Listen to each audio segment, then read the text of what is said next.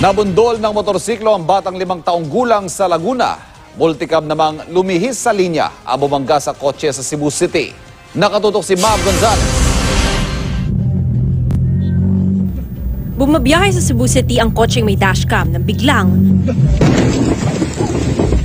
nasalpok ito ng kasalubong na multicab na nag-overtake sa sinusundan nitong van. Sabi ng driver ng multicab, nawalan siya ng preno. Wasak ang kaliwaning hood ng kotse. Ligtas naman ng driver. Sugatan ang mga sakay ng multicab.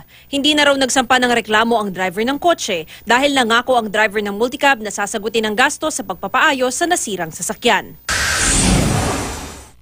Pagkabili sa tindahan sa Nagcarlan, Laguna ng 5 taong gulang na batang babae, bigla itong tumakbo patawid ng kalsada ilang talampakan mula sa pedestrian lane, saktong parating ang isang motorsiklo. Nabundol ang bata. Isinugod ang bata sa ospital at ngayon maayos na ang lagay. Nangako naman ng rider na sasagutin ang gastos sa ospital. Motor din ang bumangga sa likod ng isang sasakyang bumabiyahe sa Santa Maria, Bulacan. Ayon sa driver na nag-upload ng video, sugatan ng rider at nasira ang motor nito. Sabi ng rider, nagmamadali siya. Nakipag-areglo na lang ang uploader dahil kaunti lang ang pinsala ng kanyang sasakyan. Mav Gonzalez, Nakatutok, 24 Oras.